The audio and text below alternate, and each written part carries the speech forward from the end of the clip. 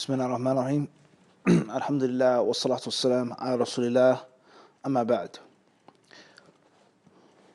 The last lesson that we took from Nukhbatul-Fikr of the author al-Hafidh rahimahullah ta'ala was regarding when we find different statements of some of the people of hadith.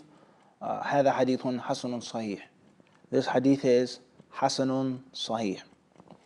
Obviously, At-Tirmidhi rahimahullah, Imam At-Tirmidhi, al-Hafidh At-Tirmidhi, was from the most famous of those who would make this combination or this double description, calling one hadith Hasanun Sahih. Ibn Hajar rahimahullah ta'ala, he went on to say some of the reasons why a hadith is called Hasan Sahih and how can we call it Hasan Sahih. We explained in our last lesson why Ibn Hajar is studying this issue, and I don't know if we fully got the entire concept, but basically explaining it because of a problem. A problem. How can a hadith be Hasan and Sahih at the same time, whereas Hasan means one thing, one grade, one level, and Sahih means something else of another grade and of another level? How can this be?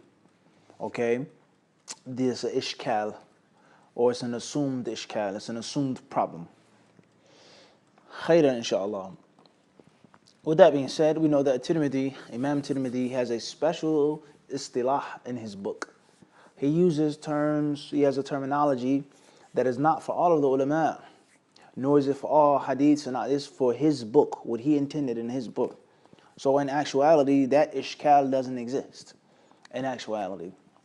However, for argument's sake, and for the purpose of the arithmetic and the 1 plus 1 way of studying and thinking in Mustalah al-Hadith, which many of the later ulama began to apply, just like all the other sciences, and just the rigid formation of, as we said, mathematical equations. If it's this, then it has to mean that. If it's 2 here and 2 there, then it has to be 4. Whereas the earlier ulama had a much more fluid, a much more smooth, a much more formless application to the sciences of hadith. Khairan, inshallah. So he said, فَإِن جُمِعَ فَلِلتَّرَدُّدِ فِي النَّاقِلِ حَيْثُ التَّفَرُّدِ وَلَا فَبِاعْتِبَارِ إِسْنَادَيْنِ. He says, so if there's Hasan Sahih in one hadith, then the first scenario is that the scholars are differing on the narrator. He says, فَلِلتَّرَدُّدِ فِي النَّاقِلِ. Is he a thiqah or is he saduq? Okay, is he strong or is he just fair? Is he an A student or a B student? Is he an A plus student or a B plus student? And we explained in our last lesson, this clearly shows us that the ulama of hadith, they differ on the narrators. And it is not for someone to come and say that all of the ulama of hadith unanimously agree that this narrator is weak and this narrator is authentic. He's accepted and he's rejected. No, that's not the case. Many times, the scholars do agree on someone being an imam, a thiqah. Oftentimes, they do agree that he's mujmaun ala da'fihi, mujmaun ala tarkihi, that he's a liar, he's a totally unreliable narrator. And there are many times, if not most of the times, in which there is some type of a difference. Khairan, inshallah. He says, and if that's not the case, فَبِعْتِبَارِ إِسْنَادَيْنِ, then there are 2 chains, 2 routes, 2 tariqs for one hadith. One is Hasan and one is Sahih. And that goes back to the first scenario. Okay, فَبِعْتِبَارِ إِسْنَادَيْنِ Hasan Sahih. One tariq is Hasan, one tariq is Sahih. The only reason, based off of this, why that one tariq will be Hasan is because it's a saduq. It's someone who's not that strong. So in actuality, there's only one scenario. Khairan, inshallah ta'ala. The author, Hafidh ibn Hajar rahimahullah, then says, وَزِيَادَةُ رَاوِيهِمَا مَقْبُولَةٌ مَا لَمْ تَقَعْ مُنَافِيَةً لِمَنْ هُوَ أَوْثَقْ. He says in the ziyada, an addition, an extra piece, wording, an extra narrator, a ziyada, something that's extra in the chain or in the metin, by a rawi who's thiqah, by a rawi who is saduq, is maqbulatun.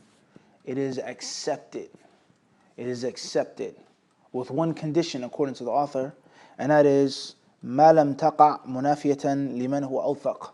as long as it doesn't go against, as long as it doesn't contradict, as long as it doesn't clash with the report of a narrator who's stronger than him. With a group of narrators, obviously group meaning more people, he's just one person. that. In other words, if 10 narrators report from one sheikh, it's one hadith with one isnad, and one of those 10 gives an extra piece, okay, an extra addition, all right? And the remaining 9 narrators didn't mention that extra condition. Ibn Hajar is telling us that the 10th narrator, his extra, his supplement to the report is acceptable, as long as it does not clash with the report of the others.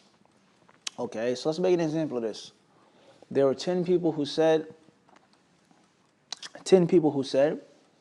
that, it's just a hypothetical example, the general came to the battlefield upon a white horse.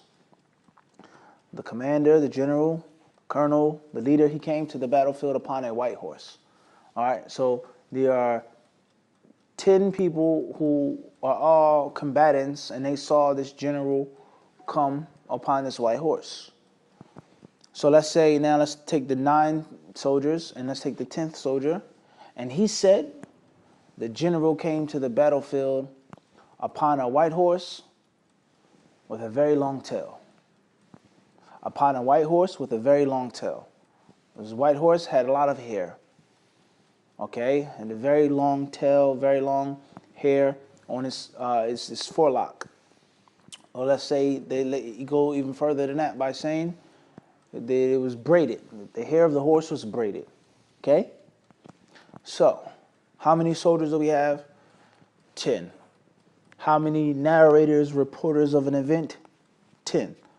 9 of them said the general came on a white horse. That's it. And one narrator, he said, regardless whether he's the 10th in the line, the 3rd, it doesn't matter. He's 1 from 10, so we call him the 10th. He said that it was a white horse with very long hair, and it was braided. It was nice hair. So let's ask ourselves the question, and this is this hypothetical, all right, and this is according to the author.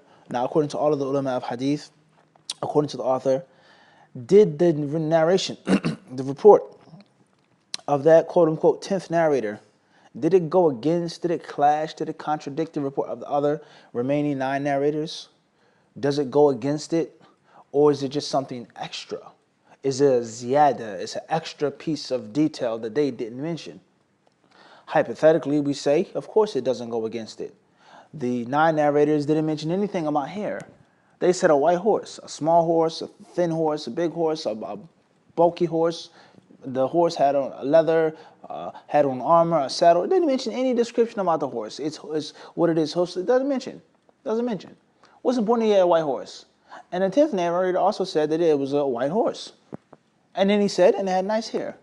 So his ziyada, that's extra, because they didn't mention that in their report. No reporter got from them anything about the hair of the horse. The 10th narrator mentioned about the hair of the horse. So it's a ziyada, it's extra. Now the question is asked, is it munafiya? Does it go against it? Is it something which cannot be harmonized? No, it doesn't. So based off of this, what we read here from the author is maqbula, it is accepted. With the condition is that the 10th narrator is a good soldier. He's a good reporter, a good narrator. He's not weak. He's not a liar. Any condition which would exclude him from him being, eligible for reporting and having an accepted report. Inshallah ta'ala, hopefully this is clear. Bismillah. So therefore, this is an example of 10 people, 9 people mentioning one thing, 1 person mentioning one thing, the narration or the report of this one person being accepted because it does not contradict it. Now, let's make another example. Once more, we have 10 people. We have 10 narrators, or 10 people in the army, 10 soldiers. They are awaiting the coming of the general. 9 of them said that he came upon a white horse. He came upon a white horse. And one of them, he says, he came upon a spotted horse. A spotted horse. Is it munafiya? When someone says a white horse, what's the first thing you think about? and someone says a spotted horse, what's the first thing that you think about? In most cases, white and spotted are two different colors. White meaning 100% white, if not predominantly white. The majority of the body of the horse was white, and spotted meaning that there is no dominant color. There is no dominant color. Just as much white as we see in the horse, we see black spots as well, or brown spots, or gray spots, speckled, freckled. There's no difference, no dominating color. Okay, that can be relatively argued, but in general, that's what the average person is going to say. Like a zebra, is a zebra originally white or originally black? It's black stripes, and it could be white stripes. What's important is as much white it is on a zebra is as much black on the zebra. Okay, or one may say, with regards to a Dalmatian, would anyone call a Dalmatian a white dog? Obviously, one, or just like the zebra, one can make the same argument. They could say it was originally black and then the white came. Or one can say, no, it's obviously white with black spots, like cookies and cream. The cream is more than the cookie, so the white is more than the black. That's the predominant, that's the base color. However, just as much white is on a Dalmatian, there's as much black. The ears of the dog are black. The nose is black. The eyes are black. And there are hundreds of small spots and speckles of blackness on a dog. So no one would say it's a white dog. Okay? Or a penguin. A penguin has a good amount of whiteness on its body, but the majority of it is black. But no one will come and say that a penguin is black. No one will come and say a penguin is white. They would say white and black. There's no predominant color. Or even if it is predominant, it's too much of the other color to give it one description. So the 9th or the 10th narrator, he says a spotted horse. Is it munafia? One may say yes. 9 of them said white. The al-mutabadir ila dhihin, the first thing you think about when you hear white is all white, if not predominantly white, 70%, 75% white. So one is going to say that the narrator, the 10th reporter who said spotted horse, obviously they want to say he made a mistake. And even though he's trustworthy, he's thiqah, but if we have to pick someone who messed up, and we're going to take 1 instead of 9, that's common sense, common arithmetic. We're going to take 1 out of 9. 1 instead of 9. Okay, if you had 2 options, 9 people all saying the same thing, we're all trustworthy, and then one person who's trustworthy, he says something, we'll say that 10th narrator, he erred. His eyes lied to him. He made a mistake. He took his eyes off of the general. He looked down, he picked up his rifle, and he looked back up and he saw a spotted horse, which wasn't the general's horse. Okay, for example. Another example would be if 10 people said that the general came on a white horse, and then the 10th person, he said, let's say, for example, the 9th person, he said a black horse. Then that's totally munafia. That's totally no way you can harmonize between white and black. You can't say it was speckled, it was checkered, it was striped. It was black and white. So they're going to say that the 10th narrator, akhta'a wa wahima, he made a mistake, he made an error, because it's no way that 9 people can be wrong and 1 person can be right, hypothetically. طيب? So the author says that the ziyadat al-thiqa is accepted with this condition. Okay, now the people that he goes against, whether they are more than him, as we said in the example of 9 of 1, or whether it's someone who's just purely stronger. Let's say just 2 people, and one person is a soldier who has been in the army for years. He's more intelligent, he's smarter, he has more integrity, and the other one is a soldier who just came for the first day, who has a drinking problem, or whatever the case may be. All right, obviously he's not going to be accepted from the get-go. But we're just trying to make it an example of someone who's just stronger than him. All right. So let's say he didn't have the drinking problem, but he's a more accurate witness. So it could be 1 versus 1. It doesn't have to be 1 versus 9. It could be 1 versus 1. طيب. What's important is arjah awthaq. Khairan inshallah. Ziyadat al-thiqa, or that which is called ziyadat al-thiqat, is a very extremely crucially important study of ilm al-hadith, of mustalah. Okay. Of a takhrij, of jarh wa ta'deel, all right? The concept of this ziyadat al-thiqat. And one of the reasons why it's so important is that, first and foremost, it's shared by many groups of specialists. The ulama of hadith deal with it. The fuqaha have to deal with it. نعم وهكذا. طيب. Also is that there are often times in which there are fiqh rulings that pertain to the ziyada. Is that they mention a general ruling of salah, and the one narrator comes and he gives a specific detail which restricts or it makes taqyeed, all right? It makes a restriction on the ruling that they left mutlaq. So something so delicate and so important is going to be studied, and there's going to be a lot of controversy regarding this issue. Is it accepted or not?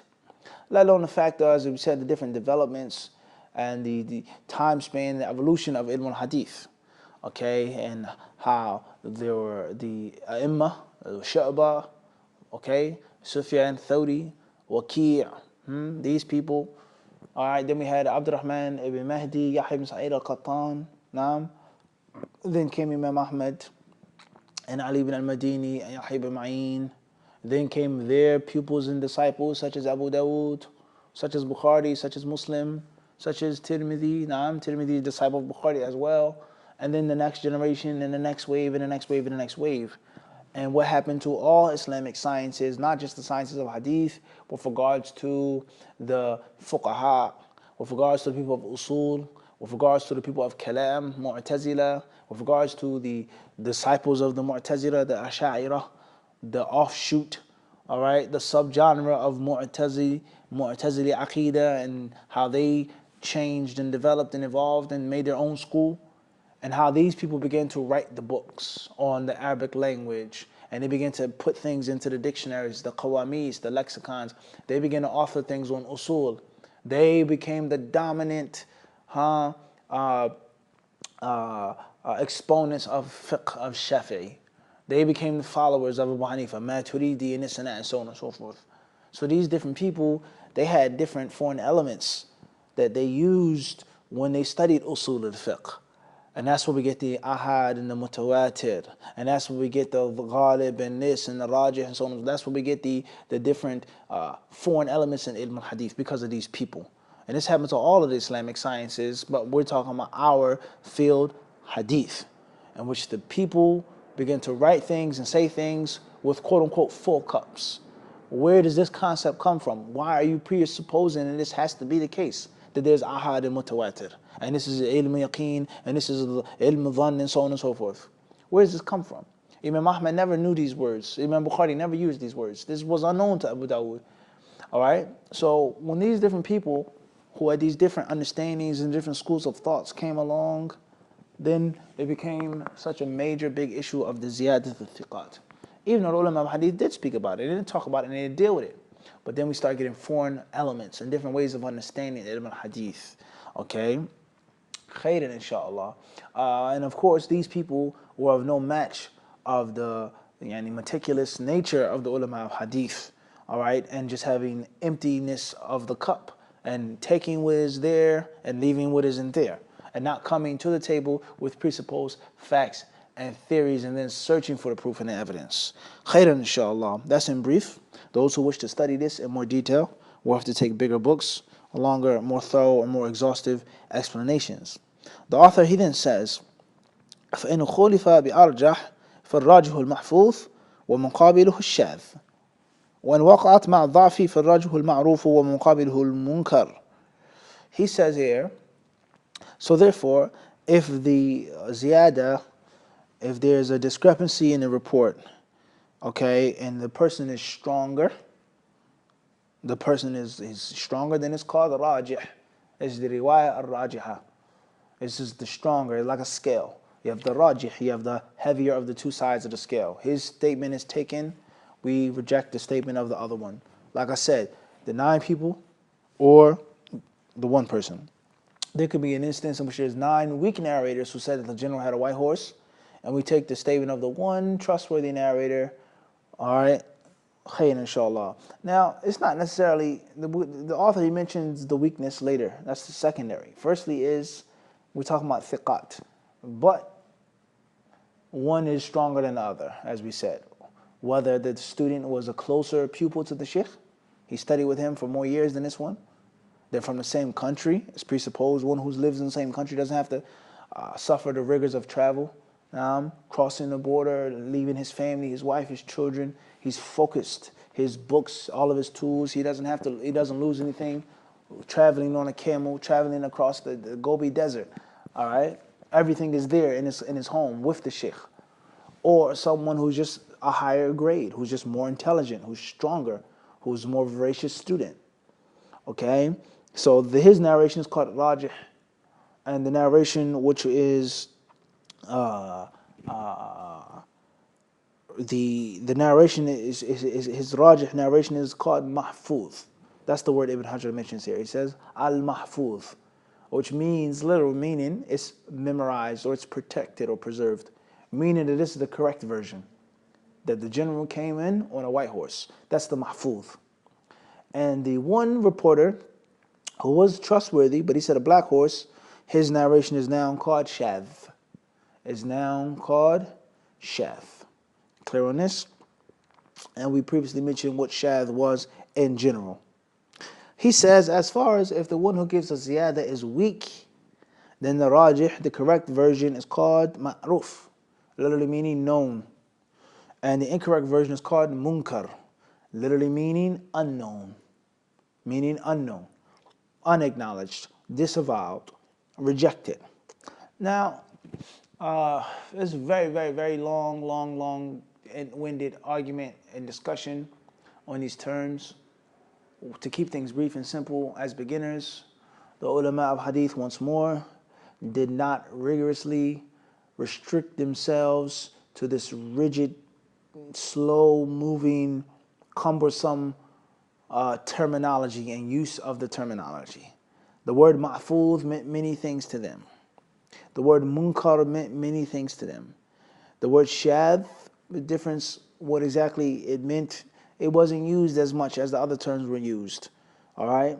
So the ulama of hadith, they didn't have, as we said, the arithmetic, the 1 + 1 = 2. They didn't have that. Theirs was open. They lived with the reports. It was different, all right? And the way of thinking was very different. There was no Ash'ari school. There was no people who were ulama of hadith that were writing books that were people of bid'ah. All right, people that had the different philosophical way of thinking from the Indians and the Persians and the Greeks and the Romans. There was none of that. There was no ilm al-kalam. These people were not accepted. You couldn't even come into the circle of the people of hadith unless you were of a certain pedigree. That happened later on. And it caused the ulama who wrote these books to think like this, to write like this, in this frozen, rigid way. That this is mahfuz and that is shadh. So to keep things simple, this is what the author says. His view here is that the correct version is mahfuz and the correct version is shadh. Obviously, one is going to be, he's going to ask himself, do I have to go back now and go connect shadh to this issue? I thought we explained shadh already. You see how it's connected. If the narrator is weak, then it's called ma'ruf, and the rejected report is called munkar. As we said, once more as a disclaimer, the ulama of hadith did not restrict themselves to this equation. Moving forward, the author says, وَالْفَرْضُ النِّسْبِي إِنْ وَافَقَهُ غَيْرُهُ فَهُوَ الْمُتَابِعُ وَإِنْ وُجِدَ مَتْنٌ يُشْبِهُهُ فَهُوَ الشَّاهِدُ وَتَتَبُعُ الطُّرُقِ لِذَلِكَ هُوَ الْاعْتِبَارُ. He says, the fard nisbi, the hadith which is reported by one narrator, one reporter, and we explained what's meant by nisbi and mutlaq. We previously mentioned that. He says if we have another one who gives a similar version, meaning with the same companion, the same sahabi, there's the same sahabi, and whether this narrator is a tabi'i or a follower of the tabi'in, but both hadiths reported by Anas.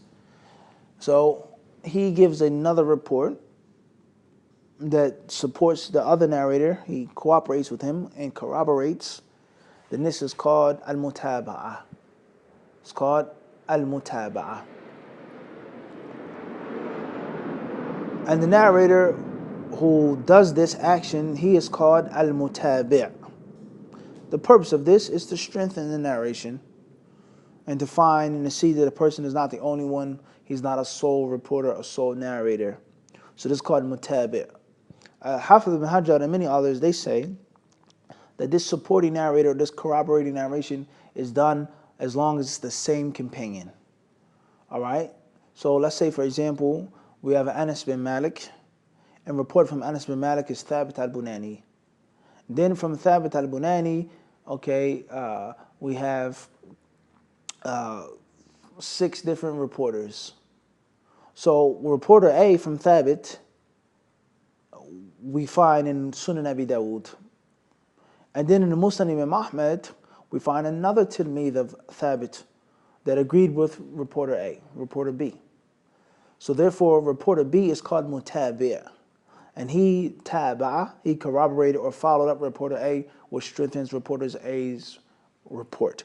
Whether reporter A was originally trustworthy or whether reporter A was weak, it helps him. It makes further bolstering. What's important is that it's mutabi'. But the condition is that both of these reports have to go back to Anas. And this other reporter may not be from Thabit's students. It may be Humayd al-Tawil, for example. And it goes right back to Anas, mathalan, hypothetically speaking. So with that being said, it doesn't have to be an issue of direct or indirect mutaba'ah. Whereas there's 2 types, mutaba'ah tamma and mutaba'ah qasira. Khairan inshallah. Perhaps within that, later on, we'll have the chance and the ability to mention this with more detail. He then says, and if there's a matan, an actual word of hadith, yushbihuhu, which is similar to it, resembles it in meaning, even if it's not word for word, then that is called shahid, literally meaning a witness, meaning a different sahabi. So let's say Anas reported that the Messenger of Allah ﷺ drunk standing up. And this isnad, the hadith of Anas, for one reason or another, has some weakness in it. Or let's say it doesn't have weakness. Either or, both are applicable. Then we have a narration of, let's say, for example, Abu Dharr radiallahu anhu, that says the Prophet drunk standing up. So Abu Dharr is a different sahabi. And the ulama of hadith, even if the hadith is word for word, verbatim, whatever, if it's a different companion, they consider it to be a totally different hadith. And this is one of the interpretations. And when ulama say, I memorized kada wa kada kada, thousands of hadith, or I wrote thousands and this amount of hadith. Oftentimes it's one hadith but with a different tariq, a different rawi, whether it's a sahabi or whether it's an actual rawi in the isnad of the same sahabi. What's important is Abu Dharr's report is similar to Anas's report, and it is called a shahid, whether it's word for word or whether it is bil ma'na, in the meaning. That's called a shahid.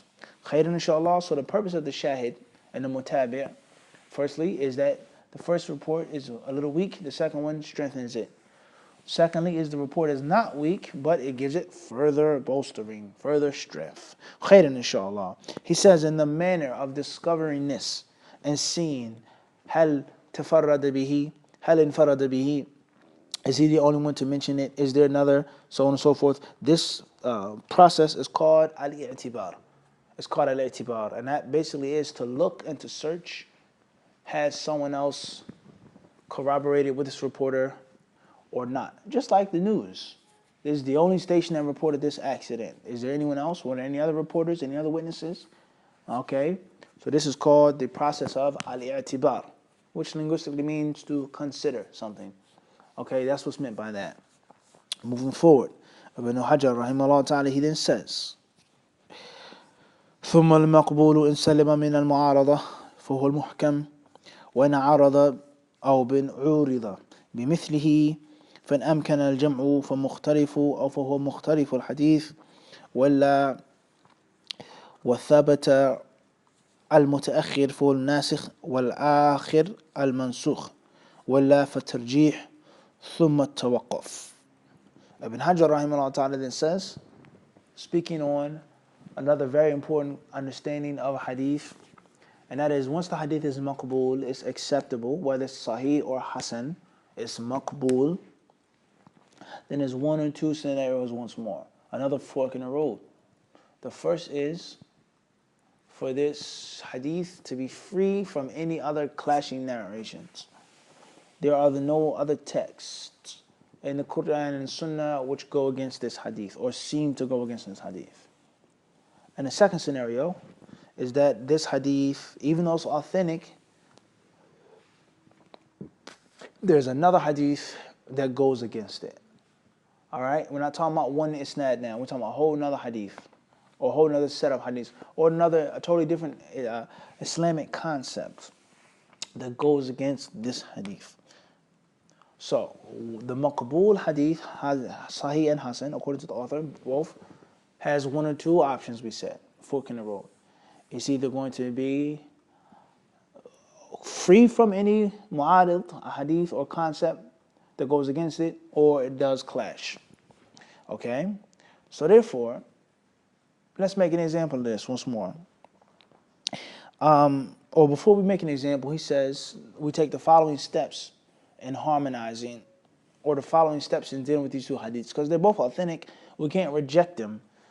We believe that the Prophet said both of them now.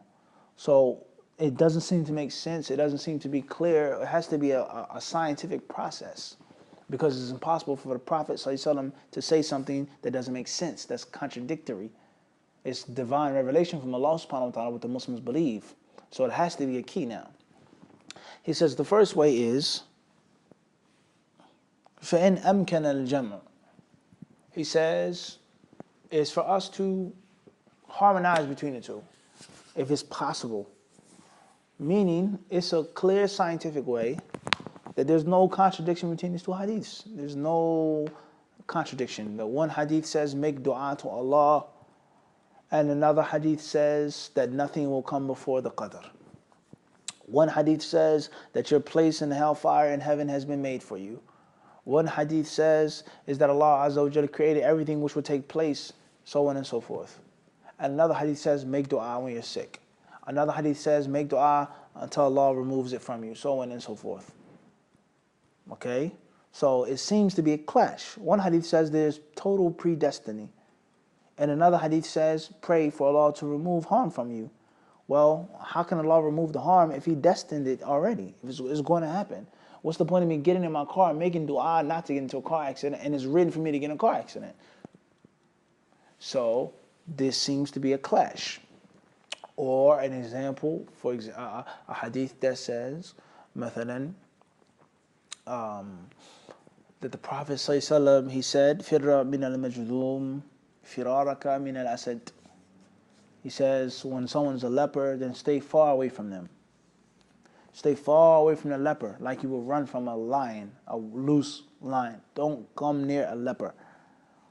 And another hadith says, "La adwa," that there's no adwa. In other words, that the disease or the sickness doesn't just jump from animal to animal by itself how it wants to.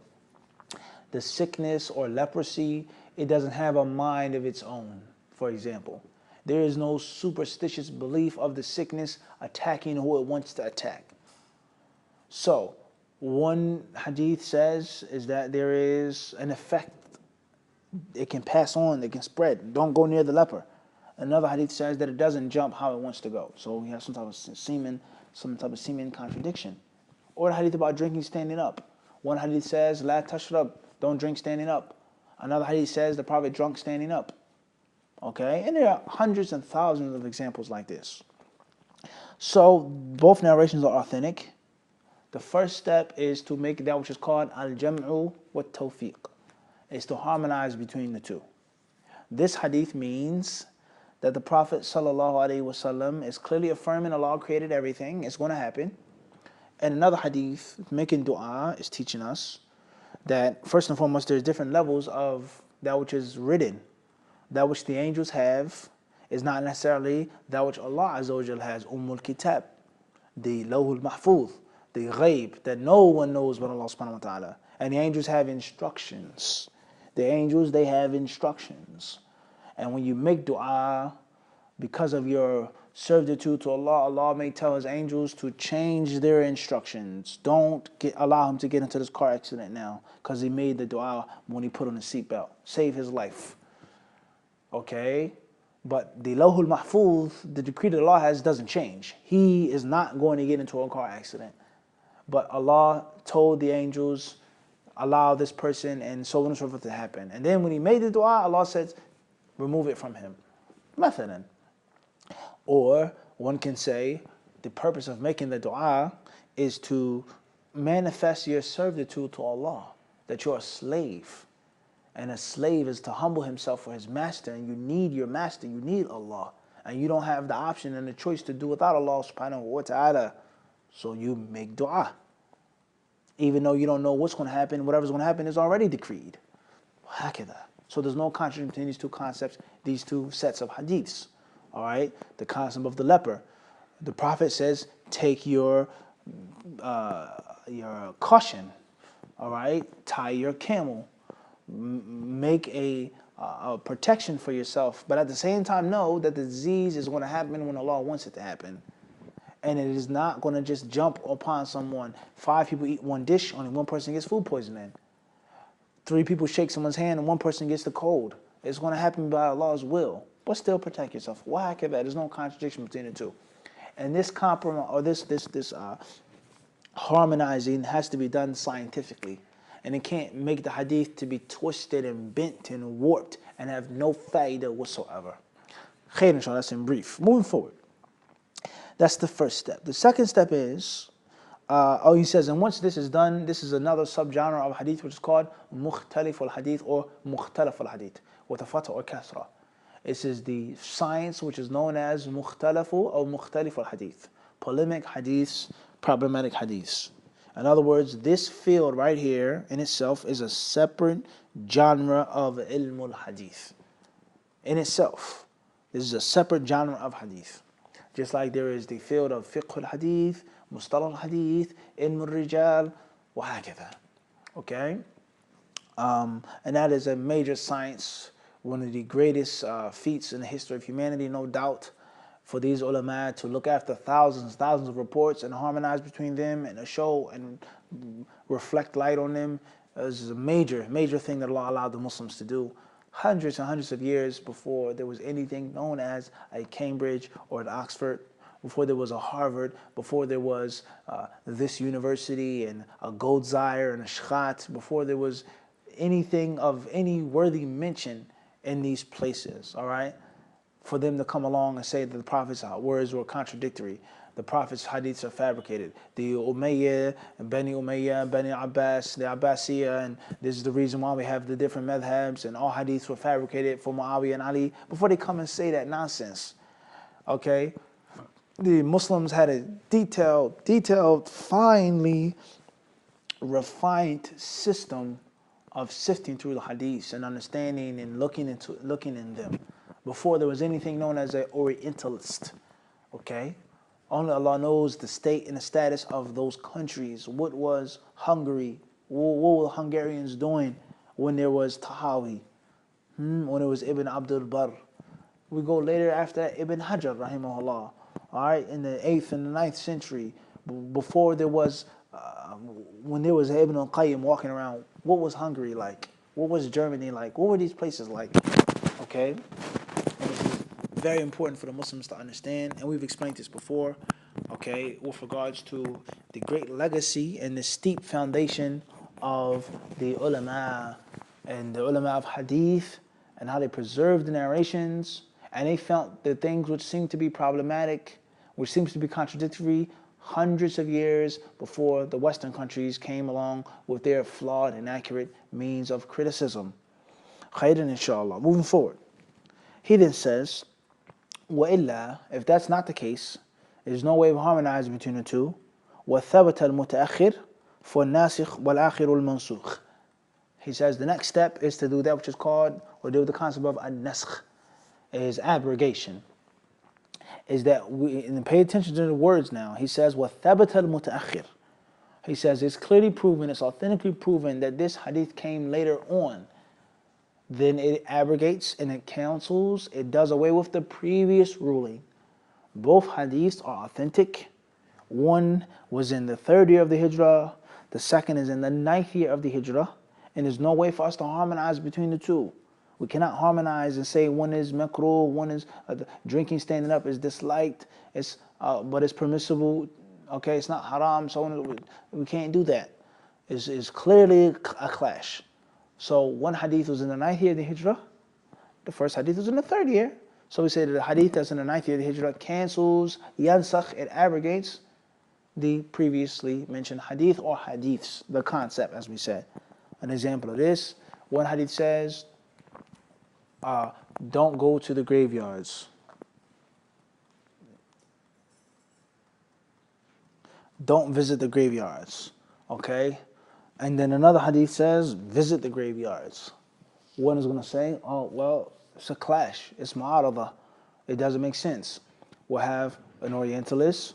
We'll have an Egyptian scholar who went to study in France. He comes back and he says, the hadiths are all bogus. They don't make any sense.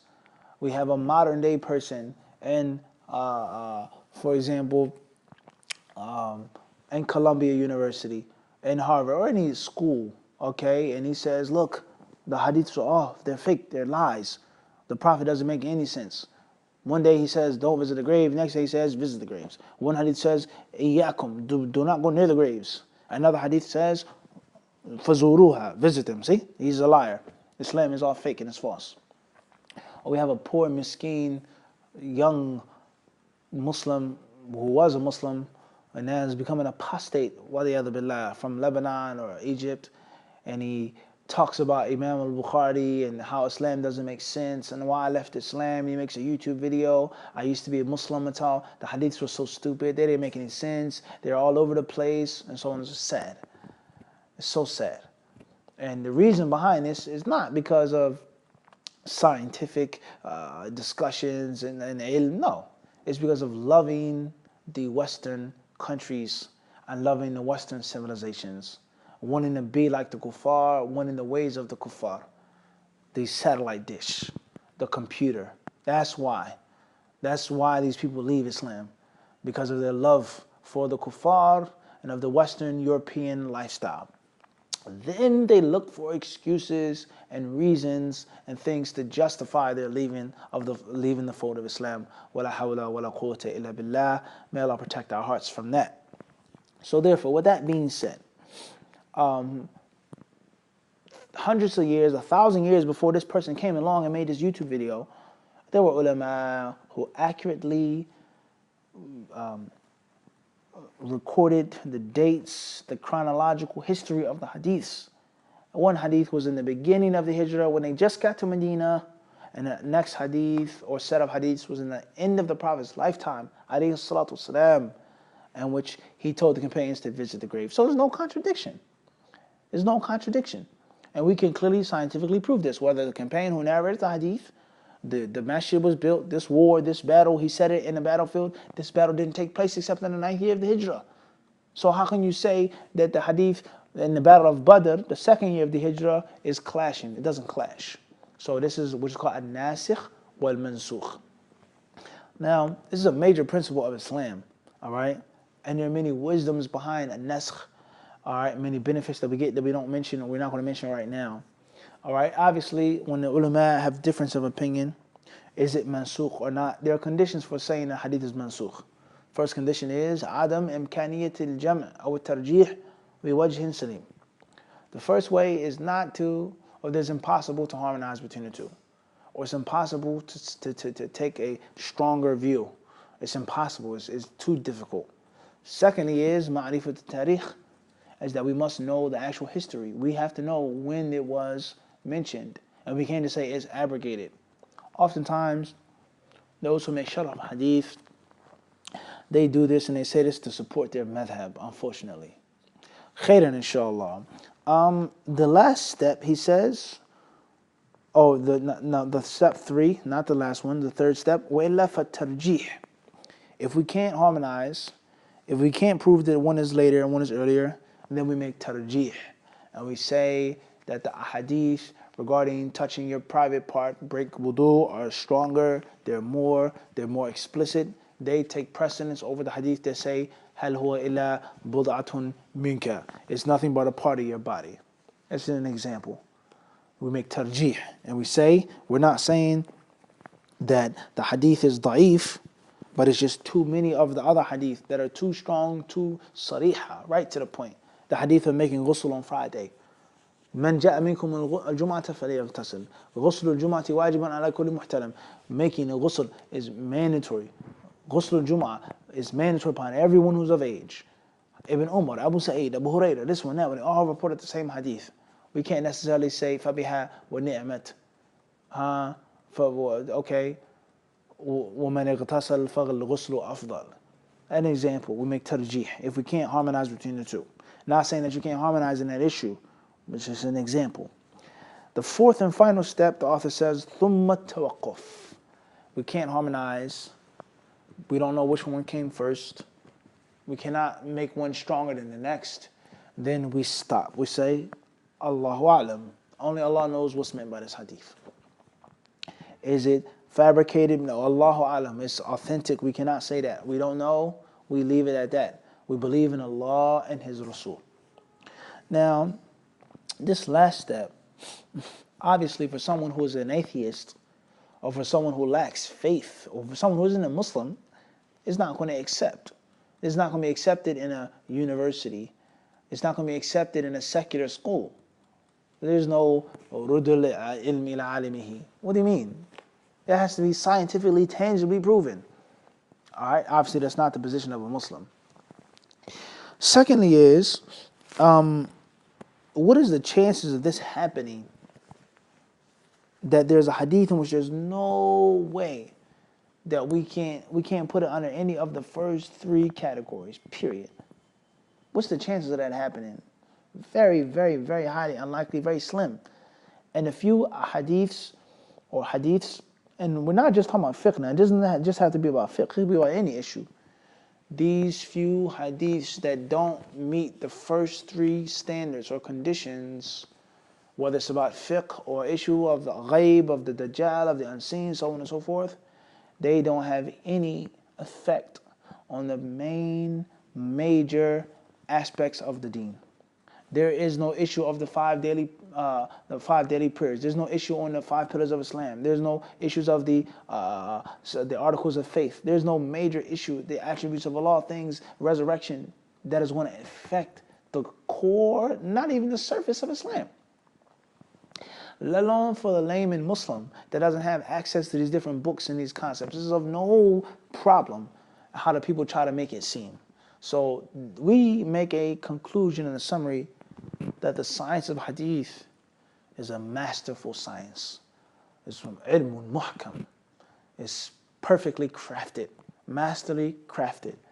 And it was like this, as we said, so many years before the non-Muslims came about and conquered the Muslim lands and went to the Muslim lands as explorers, before they even studied the Orient, the land of the rising sun.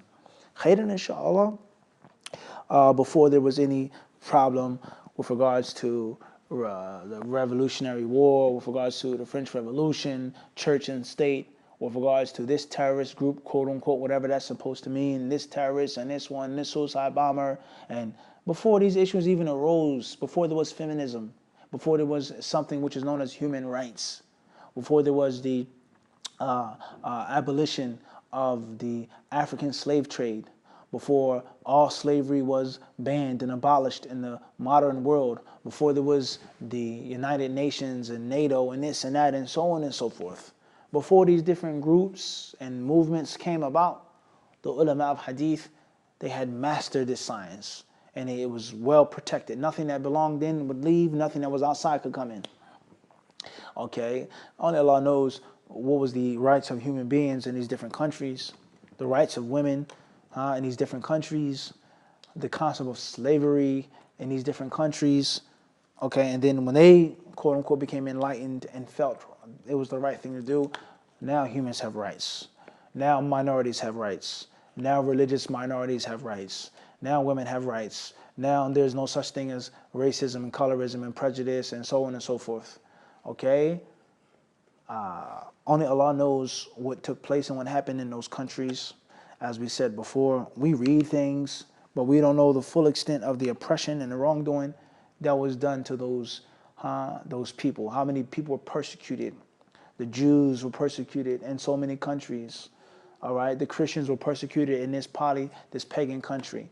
And now they determine what hadith makes sense, what hadith is accepted. This hadith produces misogyny. This hadith supports violence and harshness towards animals, and so on and so forth. The Muslim is not to fall victim to these new modern day waves for a science that was perfected and masterly crafted so many different centuries ago. We ask Allah Azza wa Jalla to make us those who can understand and appreciate this. Walhamdulillahi Rabbil Alameen.